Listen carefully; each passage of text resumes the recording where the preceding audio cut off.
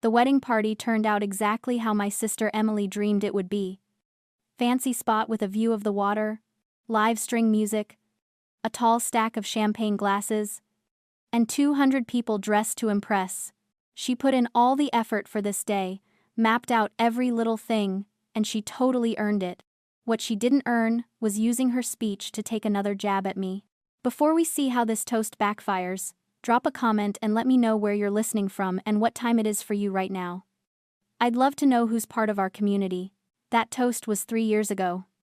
The champagne was cold, but the sentiment was colder. Tonight, the setting is different, but the temperature is exactly the same. We are at the Newport Yacht Club for my parents' 40th Ruby Anniversary Gala. The air smells of expensive perfume and salt water. There are 300 guests this time, not 200. The flowers are white lilies, imported, impeccable, and utterly devoid of warmth, and I am sitting at table 9. Again, table 9 is not a location, it is a statement. It is positioned near the swinging doors of the kitchen, where the waiters burst through with trays of filet mignon. It is the overflow table, the place for distant cousins, the elderly aunt who spills her wine, and me. Sierra. The daughter who didn't launch. I look around the room. The lighting is amber and soft, designed to make everyone look rich and happy. At the head table, my parents, Cynthia and Thomas, hold court. They look regal. My father is wearing a tuxedo that fits him like armor. My mother is draped in ruby silk, laughing at something William, my sister's fiancé, just said. William is an investment banker. He is solid. He wears suits on weekends. He talks about market volatility with the same gravity most people reserve for war. My parents adore him. He is the son they never had. The success story they can pin on their lapel like a medal. And then there is Destiny. My younger sister. 26 years old and already a junior associate at one of the top corporate law firms in Boston. She is sitting next to William. Glowing. She looks like success. She looks like the return on investment my parents always wanted. I look down at my plate. The food is cold. It usually is by the time the servers get to table 9. I am wearing a simple black dress. It is elegant, understated, and cost more than my father's car. But they don't know that. To them, it's just black. It's just Sierra fading into the background again. A massive LED screen dominates the front of the room. It is currently playing a legacy montage. A slideshow of my parents' 40 years together. There are photos of their wedding, their first house, their vacations in Martha's Vineyard. Then the children appear. There is Destiny in her ballet tutu. Destiny holding her debate trophy. Destiny in her cap and gown. Graduating magna cum laude from law school. The music swells. The room sighs in collective adoration. I wait for my face. I wait for the photo of me winning the National Coding Championship at 16. I wait for the picture of me speaking at the Tech Disruptors Conference in Tokyo last year. The montage ends. The screen fades to a graphic of 2 ruby rings interlaced. I wasn't in it, not once. I didn't blink, I didn't gasp. I just picked up my water glass and took a sip. This is the specific, hollow pain of being physically present but emotionally erased by your own blood. It's a silence that screams. You sit there, surrounded by the people who share your DNA, who share your history, and you realize you are a ghost to them. You are an empty seat at a crowded table. They see your body, but they have never once tried to see your mind. Under the white tablecloth, my phone vibrates against my thigh. I slide it out, keeping the movement discreet. A message from Marcus, my chief financial officer. Crisis averted. The Department of Defense firewall patch is live. We blocked the intrusion. Aegis AI is secure. I type back a single word. Good. My parents think I am a struggling freelancer who fixes printers and builds websites for local bakeries. They think I live in a studio apartment and eat ramen. They do not know that Aegis AI, the company I founded in my dorm room 7 years ago, just secured the cybersecurity infrastructure for the entire eastern seaboard. They do not know that while they were choosing flower arrangements for this gala, I was on a secure line with the Pentagon. They do not know, because they never asked. My father stands up. The room goes quiet. He taps his microphone. The sound echoing through the hall. He smiles.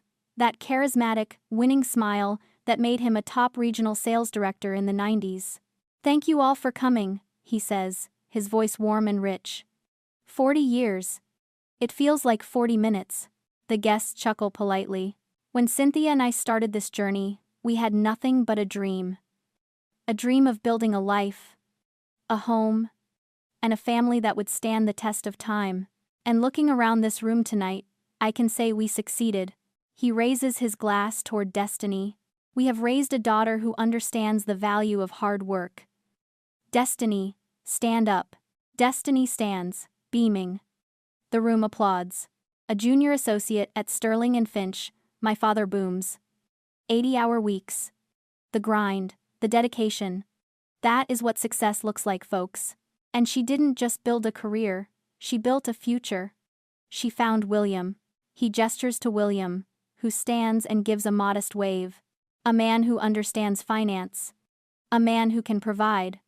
In this world, a woman needs a partner who can be a rock, a protector. And Destiny, you found the best one out there. I feel a muscle in my jaw tighten. The message is subtle but clear. Success for a woman isn't just the job, it's the husband. It's the safety. It's the traditional structure of protection. My father believes a woman is only truly secure when she is tethered to a corporate overlord or a man with a retirement fund. He sees independence as a vulnerability, not a strength. Then, my father's eyes drift to the back of the room. To table 9. The spotlight of his attention feels like a physical weight. "And Sierra," he says. His tone shifts. It drops an octave, becoming heavy with performative pity. "Our creative spirit. The freelancer." A few heads turn. I keep my face perfectly still. "We love you, honey. We really do. We know the gig economy is tough. We know it's unstable. Living paycheck to paycheck, never knowing where the next job is coming from. It keeps your mother up at night, honestly." He sighs, a dramatic exhale meant to garner sympathy from the other parents in the room. "We just hope that one day, you find your own William. Someone to take care of you. Someone to give you the stability you haven't been able to find on your own. Because a father worries, a father wants to know his little girl is safe." The room murmurs sympathetically. "Poor Sierra, the drifter. The one who couldn't launch." I stare at him. I don't look away. I don't look down in shame. I just stare. He thinks I am unsafe because I don't have a husband? He thinks I am unstable because I don't have a corporate title he recognizes? I am the safety. I am the stability. My code protects the banks William works for. My algorithms secure the hospitals where my mother gets her checkups.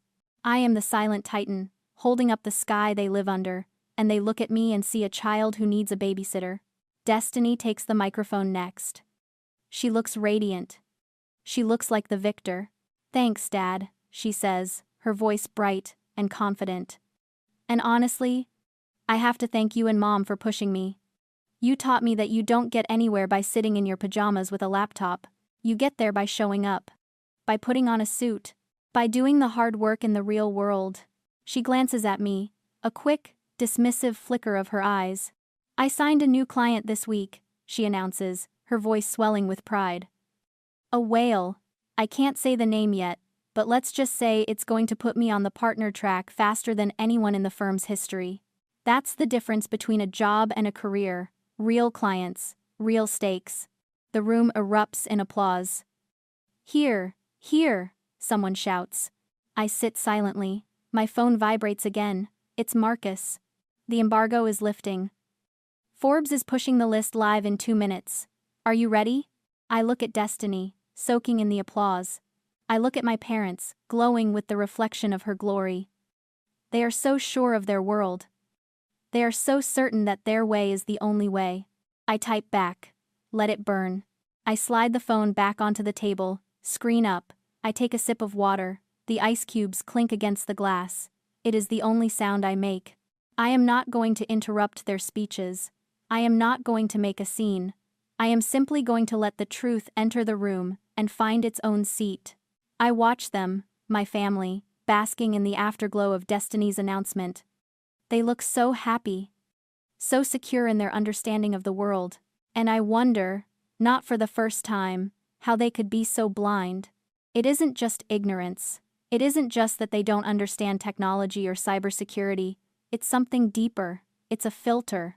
A psychological mechanism they built years ago to make sense of me. They saw me in a hoodie once, tired, after a 40-hour coding sprint, and decided I was lazy. They saw me working from a coffee shop and decided I was unemployed. Once that decision was made, their brains simply filtered out any evidence to the contrary. When I bought them first-class tickets to Paris for their anniversary last year, my mother didn't see success, she saw irresponsibility. "Oh, Sierra," she had whispered, looking pained. "You shouldn't have put this on a credit card. We're worried about your debt." I tried to tell her I paid cash. I tried to tell her the tickets cost less than what I made in an hour. But she didn't hear it. She couldn't hear it. Because if I was successful, then her worry was wasted. If I was successful, then her judgment was wrong, and my mother hates being wrong.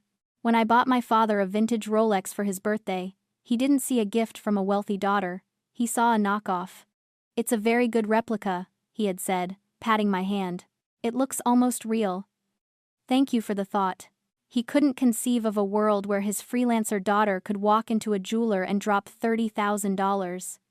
So his brain rewrote reality. It made the watch fake so his worldview could stay real. They have spent the last decade collecting evidence of my failure and discarding evidence of my success. They have built a monument to my mediocrity, brick by brick, and they are so proud of it. They love their struggling daughter. They know how to pity her. They know how to lecture her. They don't know how to respect her. My phone lights up again. Another message from Marcus. It's live, refreshing the feed now. I look at Destiny. She is laughing at something. William whispered, her head thrown back, exposing the long, elegant line of her throat. She is the golden child. The one who followed the rules. The one who validated their choices. She doesn't know that the ground beneath her feet is about to dissolve. She doesn't know that the whale client she just signed, the one she thinks is her ticket to partnership, is me. I glance at the LED screen. The legacy montage has ended. The screen is now displaying a static image of 2 ruby rings. In a moment, that screen is going to change. And so is everything else. The notification hits. It starts as a vibration in pockets across the room. One guest checks. Then another. A whisper starts at table 4. Then table 6. Breaking news. A voice whispers near the front. Forbes just dropped the under 30 list, someone else says. I watch the ripple. It starts at the table with the young cousins, the ones glued to their tech. They look at their screens. Then they look up. They look at me. They look back at their screens, their mouths open. No way. One of them whispers. The whisper travels. It jumps from table to table like a spark in dry grass. People stop eating. They stop talking. They pick up their phones. William, the banker, checks his BlackBerry. He freezes. He squints at the screen, scrolling down, then scrolling back up. He nudges Destiny. She waves him off, laughing at a joke. He nudges her harder. He shows her the screen. Her smile falters. She grabs the phone. At the head table, my father frowns. He sees the shift in the room. He sees the eyes turning away from the stage, and toward the back corner. Toward table 9. What is it? My mother asks, her voice rising with anxiety. Is it bad news? Someone near the front, a guest with a tablet, stands up. He doesn't mean to, but he's shocked. He holds the tablet up. It's Sierra, he says. My father laughs, a nervous, confused sound. What about Sierra? Did she need a loan? No, the guest says.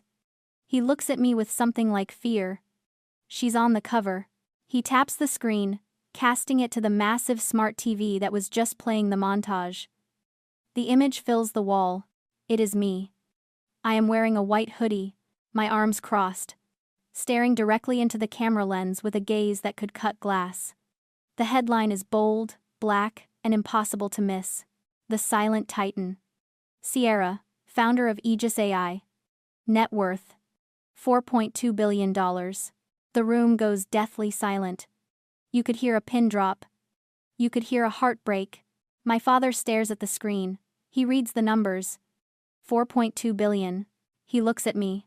I am sitting at table 9, picking at a cold roll. I look up and meet his eyes. I don't smile. I don't wave. I just look at him. That's a mistake, my mother says. Her voice is shrill, piercing the silence. That's a typo. It has to be. She stands up, her napkin falling to the floor. Sierra? What is this? Is this some kind of internet prank? Did you hack the website? It's not a prank, Mom, I say. My voice is calm, carrying effortlessly across the silent room. And I didn't hack Forbes. They interviewed me 3 months ago. But you fix printers, my father stammers. He looks pale. He looks like a man whose entire reality is collapsing in real time. You freelance. I built a neural network that predicts cyber attacks before they happen. I correct him gently. I licensed it to the federal government, Apple, and most of the banks William works for. Aegis AI is valued at $17 billion as of this morning. Destiny stands up. Her face is flushed a blotchy red. You're lying, she snaps. You're laundering money. Or it's crypto. It's fake money. It's not real. It's very real, William says. He is still staring at his phone, his face gray. I'm looking at the SEC filings right now. Aegis AI. Majority shareholder. Sierra. It's real. My God. It's all real. You rejected a $6 billion offer from Google? My uncle shouts from the back, reading the article aloud. You said no to $6 billion? I'm building a legacy, I say, looking at my father. Not selling out for a quick payday. I thought you respected that kind of grit. My father grips the edge of the table, his knuckles are white. He looks at the screen, then at me, then at Destiny. He cannot process it. He has spent 10 years pitying me. He has spent 10 years telling himself I was the failure so he could feel like a successful parent to Destiny. If I am a billionaire, then his judgment was wrong. And if his judgment was wrong, then he doesn't know anything. Why didn't you tell us? He whispers. I tried, I say. Every Thanksgiving. Every Christmas. I tried to tell you about the funding rounds. I tried to tell you about the patents. But you asked me when I was going to get a real job. We didn't know, my mother cries. How could we know? You didn't know because you didn't want to know, I say. It was easier to see me as a charity case than as a challenge to your ego. You think money changes who you are? Destiny's voice is shaking, but it's loud. She steps away from the table, putting distance between herself and the screen that is still broadcasting my net worth. She needs to regain the high ground. She needs to remind everyone why she is the golden child, and I am the mistake. You have money, Sierra. Fine. You got lucky with some computer code, but you don't have influence. You don't have institutional power. She smooths her dress, finding her footing. She looks at William, then at our parents, rallying her troops. I work for Sterling and Finch. We run this city. We handle contracts for the real players, the people who actually build the world. Not just the ones who code in basements. Just this week, I brought in the biggest contract the firm has seen in a decade. A tech conglomerate. A whale. She looks at me with a sneer that I remember from childhood, the look she gave me when she got the big bedroom, when she got the new car, when she got the approval. I'm going to be a partner before I'm 30, Sierra, because I sit in rooms where decisions are made. I sign the documents that run the economy. You might have paper wealth, but I have actual power. My father nods, seizing onto this lifeline. Exactly, he says, his voice gaining strength. Destiny has a career, a profession. Money comes and goes, Sierra, but status? Reputation? That's what matters. I look at Destiny. I look at the arrogance that has shielded her from reality for her entire life. I almost feel bad for what I have to do. Almost. The whale client, I say softly. Is that the Project Chimera contract? Destiny freezes, her hand stops mid-gesture. How do you know that name? That's a confidential working title. And the deal structure, I continue, my voice steady and bored, as if I'm discussing the weather. It includes a comprehensive overhaul of the client's data sovereignty protocols, managed by a third-party legal team, specifically Sterling and Finch. "You hacked my email," she accuses, pointing a trembling finger at me. "Mom, Dad, she hacked my firm." "That's a felony." "I didn't hack anything," I say. "I wrote the contract." I stand up. For the first time all night, I fully stand up and face my sister. Aegis AI is the client, Destiny. I am the conglomerate. I am the whale. William makes a sound like he's been punched in the gut. He knows. He knows exactly what this means. Destiny shakes her head. No. No.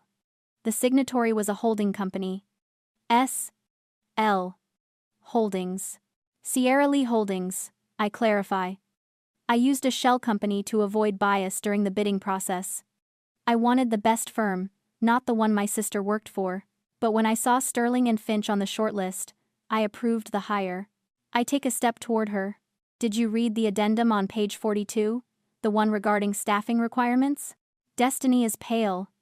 She looks like a ghost. She shakes her head mutely.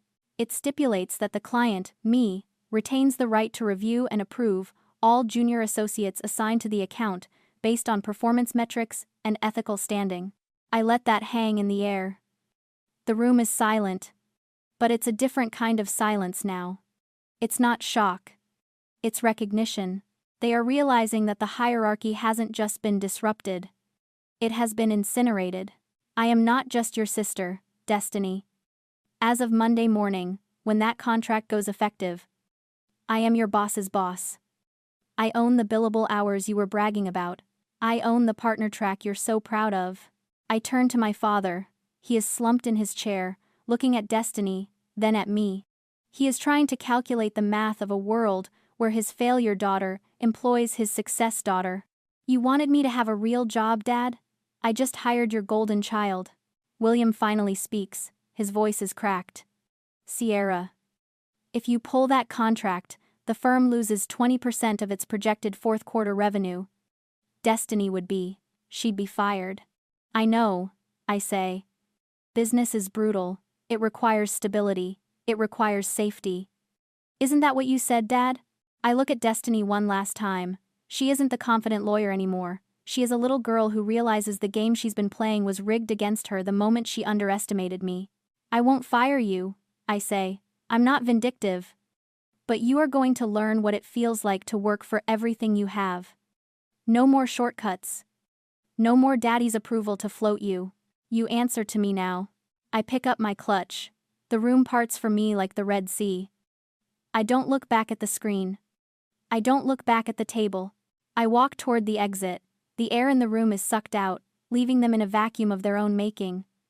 I push open the heavy double doors of the yacht club and step out into the cool night air. It smells like salt. It smells like freedom. I push through the heavy doors and step into the cool night air. The wind off the water hits my face, and for the first time all night, I can breathe. I don't run. I don't rush. I walk calmly toward the valet stand, my heels clicking on the pavement. Behind me, the doors burst open. I hear footsteps hurrying after me. "Sierra! Wait!" It's William. He's jogging, his tie askew, looking less like a master of the universe and more like a man who just watched his bonus evaporate. "Please," he says, catching up to me. He holds out a business card with trembling fingers. "I didn't know. Aegis AI. That's the unicorn everyone in my division is talking about. We could help you with wealth management. We specialize in high net worth individuals." I look at the card. It's heavy, cream-colored, embossed. It represents everything my father told me I needed a husband to provide. "I have a wealth manager, William," I say. "She's excellent, and she knew my name before tonight." I turn away from him. My car pulls up a sleek black sedan I hired for the night. I slide into the back seat without looking back. As the car drives away, I see my parents standing at the top of the stairs. My mother is weeping into a handkerchief. My father looks lost, staring into the darkness where I used to be. The next few weeks are a masterclass in revisionist history. My inbox fills up with emails from relatives I haven't spoken to in years. Suddenly, everyone remembers how gifted I was as a child. They send photos of me building Lego towers, claiming they always knew I was an engineer at heart. My father sends a long email. He talks about rebuilding bridges. He mentions that his retirement fund isn't doing well, and wonders if I have any investment tips. My mother leaves voicemails. She cries. She says she misses me. She asks if I want to go shopping for furniture for my new penthouse, assuming I must have moved out of my studio. I sit in my office, 40 floors above the city. The view is panoramic steel and glass and potential. I read their messages. I listen to their voicemails. And then I hit delete. I am not cutting them off because I am angry. Anger is hot. It burns out eventually. What I feel is cold. It is final. I realized something tonight, looking at their faces in the glow of that screen. They didn't know me. Not because I hid, but because they never looked. Relationships require a currency. It isn't money. It isn't status. It is curiosity. The price of admission to my life is the willingness to ask, "Who are you?" and actually listen to the answer. It is the capacity to be interested in someone even when they have nothing to offer you but themselves. My family never paid that price. They only wanted to know me when my value could be measured in billions. They want access to the Titan. But the Titan is just a protective shell I built around the girl they ignored. And that girl? She doesn't live at table 9 anymore. She built her own table. I close my laptop. The screen goes black, reflecting my own face back at me. I look tired but clear-eyed. I am alone in this office, but I am not lonely. For the first time in my life, the silence isn't an absence of noise.